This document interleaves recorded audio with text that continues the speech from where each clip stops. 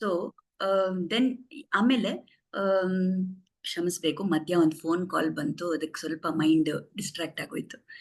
Am, ಈ ಹನ್ ಜಾಂಬವಂತ ಹನುಮಂತನಿಗೆ ಜ್ಞಾಪಿಸ್ತಾನೆ. ಯಾಕೆ ನಿನಗೆ ಶಕ್ತಿ ಇದೆ, ನೀನ್ ಮಾಡ್ಬೋದು ಅಂತ.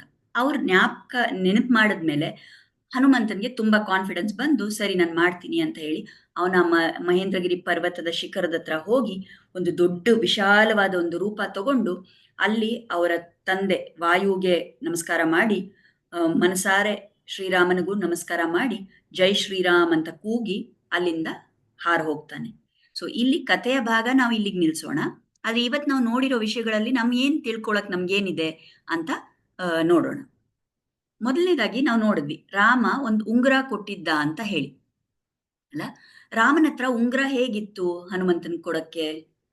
ಇಲ್ಲಿ ಆಚಾರ್ಯರು ಎಕ್ಸ್ಪ್ಲೇನ್ ಮಾಡ್ತಾರೆ. ಏನ್ ವ್ಯಾಖ್ಯಾನ ಕೊಡ್ತಾರಂದ್ರೆ, ಒಂದ್ ವೇಳೆ ಅದು ಜನಕ ರಾಜ ಮದ್ವೆನಲ್ಲಿ ರಾಮನ್ ಕೈಲಿ ಕೊಟ್ಟಿರ್ಬೋದು.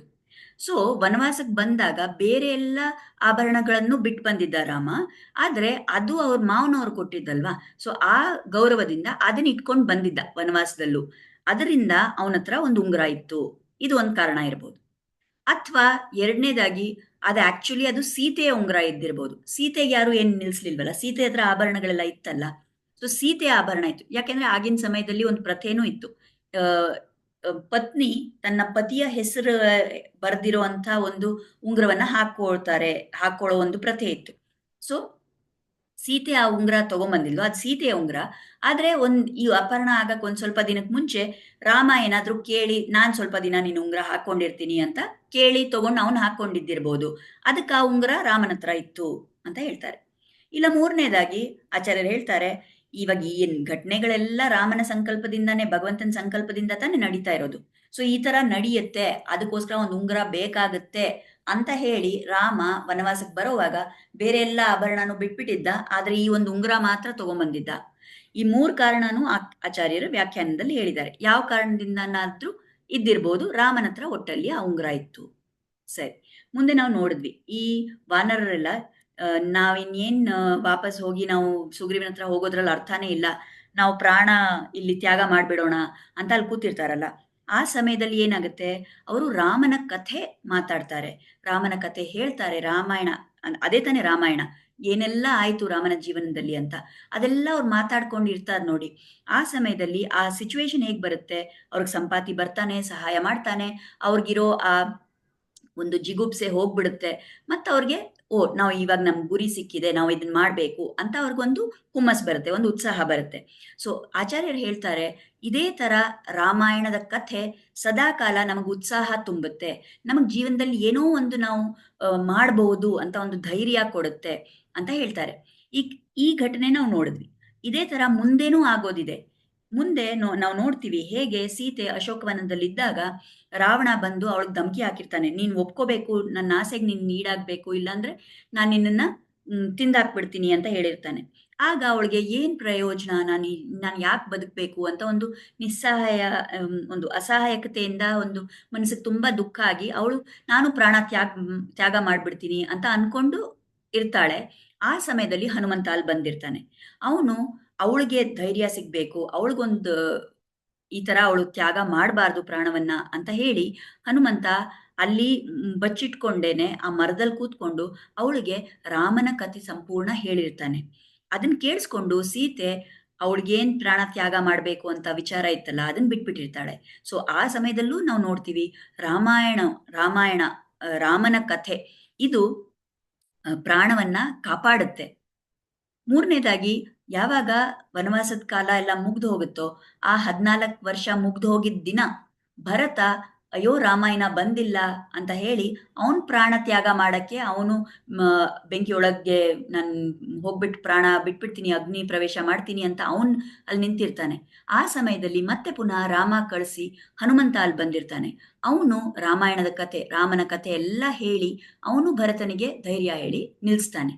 ಸೊ ಎಲ್ಲಾ ಸಂದರ್ಭದಲ್ಲೂ ನಾವು ನೋಡಿದ್ರೆ ಈ ರಾಮನ ಕತೆ ಕೇಳಿದಾಗ ಅದು ಪ್ರಾಣದಾಯಕವಾಗಿದೆ, ಅದು ಪ್ರಾಣ ಹೋಗದೆ ಇರೋ ತರ ನಮ್ಮನ್ನ ರಕ್ಷಣೆ ಮಾಡುತ್ತೆ.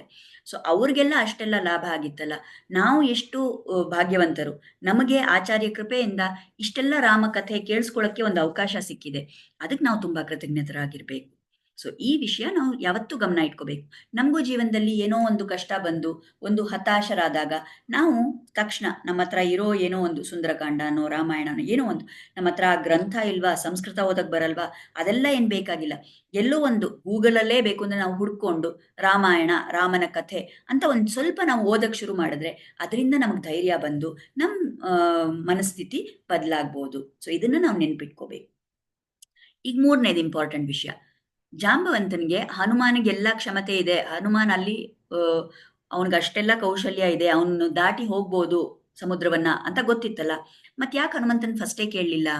ಯಾಕೆಂದ್ರೆ ಅದೊಂಥರ ಸೈಕಾಲಜಿ ಉಪಯೋಗ ಮಾಡೋದು. ಹೇಗಂದ್ರೆ ಎಲ್ಲಾ ವಾನರರು ನನಗಾಗಲ್ಲ ನನಗಾಗಲ್ಲ ನನಗಾಗಲ್ಲ ಅಂತ ಹೇಳ್ತಾ ಇರ್ಬೇಕಾದ್ರೆ ಆ ಸಮಯದಲ್ಲಿ ಹನುಮಂತನಿಗೆ ಅನ್ಸ್ಬೇಕು, ಓ ಇವ್ರಿಗೆ ಯಾರಿಗೂ ಆಗಲ್ವಾ, ನಾನು ಒಬ್ನೇನಾ, ನನ್ಗೆ ಆಗುತ್ತೆ, ನಾನೇ ಮಾಡ್ಬೇಕು ಅಂತ ಅವನಿಗೊಂದು ಉತ್ಸಾಹ ಬರಬೇಕು. ಅದಕ್ಕೋಸ್ಕರ ಜಾಂಬವಂತ ಫಸ್ಟೇ ಹನುಮಂತನ ಕೇಳ್ದೆ, ಲಾಸ್ಟ್ ಎಲ್ರೂ ಆಗ್ಲಿಲ್ಲ ಅಂದ್ಮೇಲೆ ನೋಡು ಇವ್ರಿಗೆಲ್ಲ ಆಗಲ್ಲ, ಈಗ ನೀನೇ ಒಂದು ನಮ್ಗೆ ಅನಿವಾರ್ಯ, ನೀನೇ ಮಾಡ್ಲೇಬೇಕು ಅಂತ ಹೇಳ್ತಾನೆ.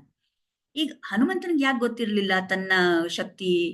ಅವನ್ಗೆ ಯಾಕೆ ನಾನ್ ಹಾಡ್ತೀನಿ ಅಂತ ಅವ್ನು ಫಸ್ಟೇ ಯಾಕೆ ಹೇಳಲಿಲ್ಲ? ಅವನ್ಗೆ ಯಾಕೆ ಗೊತ್ತಾಗಿರ್ಲಿಲ್ಲ? ಇಲ್ಲಿ ಒಂದು ಕಥೆ ಇದೆ. ನಾವು ಮುಂಚೆ ಯಾವುದೋ ಒಂದು ಸತ್ಸಂಗದಲ್ಲಿ ನೋಡಿದ್ವಿ. ಹೇಗೆ ಹನುಮಂತ ಚಿಕ್ಕ ಮಗು ಆಗಿದ್ದಾಗ ಆ ಆಕಾಶದಲ್ಲಿ ಸೂರ್ಯನನ್ನ ನೋಡಿ ಅದೊಂದು ಹಣ್ಣು ಅಂತ ಹೋಗಿ ಅದನ್ನ ಕಿತ್ಕೊಂಡು ತಿನ್ಬೇಕು ಅಂತ ಹೋಗಿದ್ದ. ಆಗ ಇಂದ್ರ ವಜ್ರಾಯುಧನ್ನ ಹೊಡೆದಿದ್ದ. ಆವಾಗ ಹನುಮಂತ ಕೆಳಗ್ ಬಿದ್ದು ವಾಯು ಅಷ್ಟೆಲ್ಲ ನಿಲ್ಲಿಸ್ಬಿಟ್ಟು ಏನಂತೀರ ಪ್ರಾಣ ವಾಯು ಎಲ್ಲಾ ಕಡೆ ಹರಡ್ತಾ ಇರ್ಲಿಲ್ಲ. ಆವಾಗ ಬೇರೆ ದೇವತೆಗಳೆಲ್ಲ ಬಂದು ಅವನ್ ಮಗುಗೆ ಆಶೀರ್ವಾದ ಕೊಟ್ಟಿದ್ರು, ಹನುಮಂತನ್ಗೆ ಆಶೀರ್ವಾದಗಳನ್ನು ಕೊಟ್ಟಿದ್ರು, ಎಷ್ಟೊಂದು ವರಗಳನ್ನು ಕೊಟ್ಟಿದ್ರು. ಆ ವರಗಳಲ್ಲಿ ಒಂದು ವರ ಏನಿತ್ತು ಅಂದ್ರೆ, ನೀನ್ ಎಷ್ಟು ದೂರನಾದ್ರೂ ಎಲ್ಲೆಲ್ಲಾದ್ರೂ ನೀನ್ ಹಾರ್ಬೋದು ಅನ್ನೋ ಒಂದು ವರ ಸಿಕ್ಕಿತ್ತು ಹನುಮಂತನ್ಗೆ.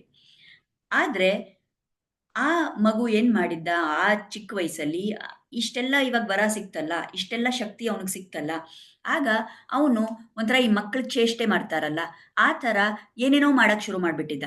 ಒಂದ್ ಸಮಯದಲ್ಲಿ ಏನೋ ಈ ತರಾನೇ ಮಾಡ್ಬಿಟ್ಟು ಒಬ್ಬ ಋಷಿಗಳ ತಪಸ್ಸನ್ನ ಭಂಗ ಮಾಡಿದ್ದ ಅವನು.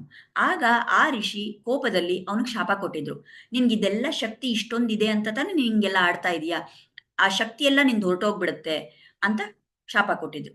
ಆಗ ತಕ್ಷಣ ಆಂಜನೇಯ ಮತ್ತು ಅವ್ರ ತಾಯಿ ಅಂಜನಾದೇವಿ ಅವರಿಬ್ರು ಆ ಋಷಿ ಕಾಲಿಗೆ ಬಿದ್ದು ಕ್ಷಮೆ ಕೇಳಿ ತಪ್ಪಾಯ್ತು ಅಂತ ಬೇಡ್ಕೊಂಡು ಈ ಶಾಪ ವಾಪಸ್ ತಗೊಳ್ಳಿ ಅಂತ ಕೇಳ್ತಾರೆ.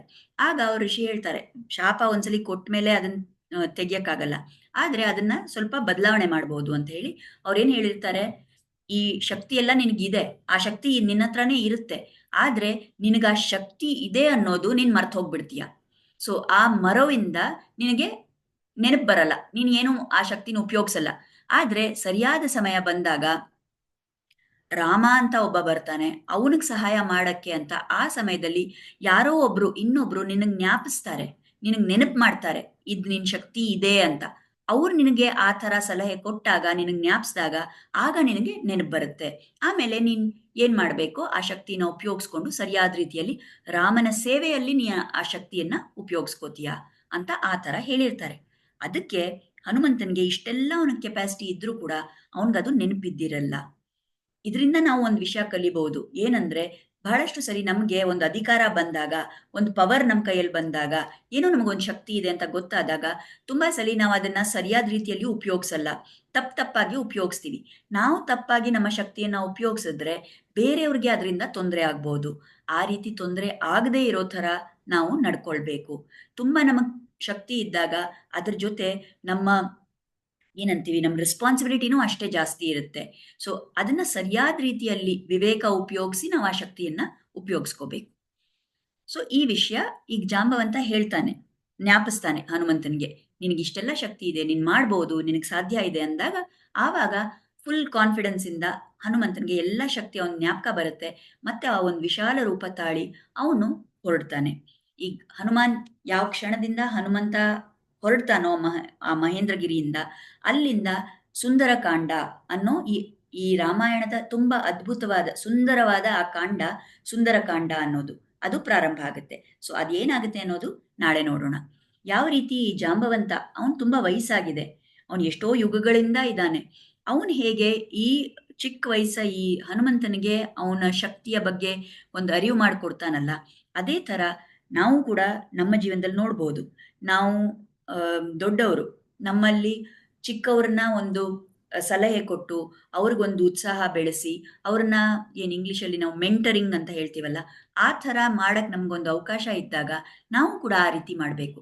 ಬಹಳಷ್ಟು ಸರಿ ನಾವು ಈಗಿನ ಕಾಲದ ಹುಡುಗರು ಹೀಗಿದ್ದಾರೆ, ಹಾಗಿದ್ದಾರೆ ಅಂತ ನಾವು ನೆಗೆಟಿವ್ ಆಗಿ ಮಾತಾಡ್ತೀವಿ. ಆದರೆ ಯಾರಿಗೇ ಆಗಲಿ ಒಂದು ಸರಿಯಾದ ಡೈರೆಕ್ಷನ್ ನಾವು ಕೊಟ್ರೆ, ಅವ್ರಿಗೆ ಮಾರ್ಗ ಯಾವುದು ಅಂತ ತೋರಿಸ್ಕೊಟ್ರೆ, ಅವರನ್ನ ಸ್ವಲ್ಪ ನಾವು ಎನ್ಕರೇಜ್ ಮಾಡಿದ್ರೆ, ಅವ್ರಿಗೊಂಚೂರು ಮಾರ್ಗದರ್ಶನ ಕೊಟ್ರೆ, ಅವ್ರು ಸರಿಯಾಗಿ ಇನ್ನ ಅವ್ರ ಇರೋ ಕೆಪಾಸಿಟಿನ ಬೆಳೆಸ್ಕೊಂಡು ಹೋಗ್ಬೋದು. ಸೊ ಜಾಂಬವಂತನ ಥರ ನಾವು ನಡ್ಸ್ಕೋಬೇಕು ನಮ್ಮ ಜೀವನದಲ್ಲಿ. ಇದಿಷ್ಟೆಲ್ಲ ವಿಷಯಗಳು ನಮಗೆ ಆಚಾರ್ಯ ಕೃಪೆಯಿಂದ ಕಲಿಯಕ್ಕೆ ಸಿಕ್ಕಿದೆ. ಅದಕ್ಕಾಗಿ ಆಚಾರ್ಯ ಹಾಗೂ ಶ್ರೀರಾಮಚರಣಗಳಲ್ಲಿ ಕೃತಜ್ಞತೆಯನ್ನು ಸಲ್ಲಿಸೋಣ ಮತ್ತು ಅವರ ಆಶೀರ್ವಾದ ನಮ್ಮ ಮೇಲೆ ಸದಾ ಇರಲಿ ಅಂತ ಪ್ರಾರ್ಥನೆ ಮಾಡೋಣ. ಮಂಗಳಂ ಕೋಸಲೇಂದ್ರಾಯ ಮಹನೀಯ ಗುಣಾಬ್ಧಯೇ ಚಕ್ರವರ್ತಿ ತನೂಜಾಯ ಸಾರ್ವಭೌಮಾಯ ಮಂಗಳಂ. ವೇದ ವೇದಾಂತ ವೇದ್ಯಾಯ ಮೇಘಶ್ಯಾಮಳಮೂರ್ತಯೇ ಪುಂಸಾಂ ಮೋಹನ ರೂಪಾಯ ಪುಣ್ಯಶ್ಲೋಕಾಯ ಮಂಗಳಂ. ಪಿತೃಭಕ್ತಾಯ ಸತತಂ ಭ್ರಾತೃಭಿಃ ಸಹ ಸೀತಯಾ ನಂದಿತಾಖಿಲ ಲೋಕಾಯ ರಾಮಭದ್ರಾಯ ಮಂಗಳಂ. ಶ್ರೀಮತೆ ರಘುವೀರಾಯ ಸೇತೂಲಂಘಿತ ಸಿಂಧವೇ ಜಿತರಾಕ್ಷಸರಾಜಾಯ ರಣಧೀರಾಯ ಮಂಗಳಂ. ಮಂಗಳಾಶಾಸನಪರೈರ್ ಮದಾಚಾರ್ಯ ಪುರೋಗಮೈಃ ಸರ್ವೈಶ್ಚ ಪೂರ್ವೈರಾಚಾರ್ಯೈಃ ಸತ್ಕೃತಾಯಾಸ್ತು ಮಂಗಳಂ. ಧನ್ಯವಾದ. ಮತ್ತೆ ಸಿಗೋಣ ನಾಳೆ. ಮುಂದೆ ಏನಾಯ್ತು ಅಂತ ನೋಡೋಣ. ನಮಸ್ಕಾರ.